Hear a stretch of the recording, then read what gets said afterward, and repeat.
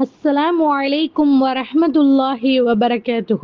يا أيها الناس اتقوا ربكم الذي خلقكم من نفس واحدة خلق منها زوجها وبث منهما رجالا كثيرا ونساء واتقوا الله الذي تساءلون به والأرحام إن الله كان عليكم رقيبا. إن الحمد لله نحمده ونستعينه من يهده الله فلا مضل له ومن يضلل فلا هادي له وأشهد أن لا إله إلا الله وحده لا شريك له وأشهد أن محمدا عبده ورسوله.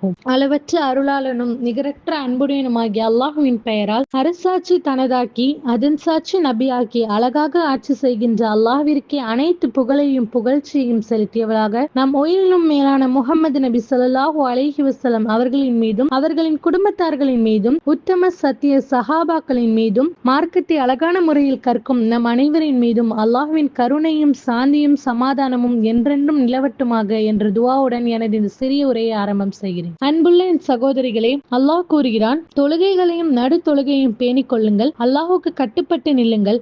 அல் குர்ஆன் எவ்வித பேரமோ நட்போ இல்லாத நாள் வருவதற்கு முன் தொழுகையை நிலைநாட்டுமாறும் நாம் அவர்களுக்கு வழங்கியதிலிருந்து ரகசியமாகவும் வெளிப்படையாகவும் நல்வழியில் செலவிடுமாறும் நம்பிக்கை கொண்ட எனது அடியார்களுக்கு முஹம்மதே கூறுவீராக. அல் குர்ஆன்ல 14வது அத்தியாயத்துல 31வது வசனமா இந்த வசனம் பதியப்பட்டிருக்கு. அல்லாஹ் கூறுகிறான், நம்பிக்கை கொண்டோர் மீது தொழுகை நேரம் குறிக்கப்பட்ட கடமையாக உள்ளது. நமக்கு தெரியும், தொழுகையுடைய நேரம் அப்படின்னு பார்த்தோம்னா ஃபஜர், லுஹர், அசர், மக்ரிப், இஷா இந்த 5 நேரம் யார் ஒருவங்க தொழுகையை வீணாக்காமல் அலட்சிய படுத்தாமல் அந்த குறிப்பிட்ட நேரத்துல தொழுவாங்களோ அவங்க தான் இறை நம்பிக்கை கூடியவங்க அப்படின்ட்டு அல்லாஹ் சொல்றான். எனவே இன்று நான் உங்கள் முன் பேச எடுத்துக்கொண்ட தலைப்பு தொழுகை. முஸ்லிம்கள் கடைபிடிக்கிற காரியத்திலேயே மிக முக்கியமானதும் முதன்மையாகவும் இருக்கு தொழுகை. அல்லாஹ் கூறுகிறான், தொழுகை என்பது சொர்க்கத்தின் திறவுகோலாகும். ஒரு மனிதன் சொர்க்கத்துக்குள்ள போனோம் அப்படின்னா அந்த சொர்க்கத்துக்கான சாவியே தொழுகை தான் சொல்றான்.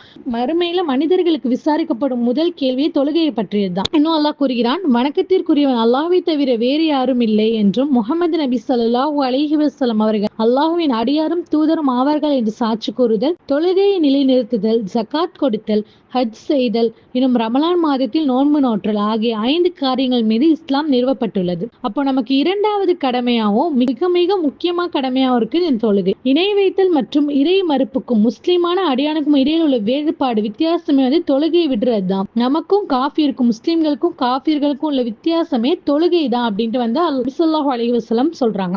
ஜாபீர் அறிவிக்கிறாங்க.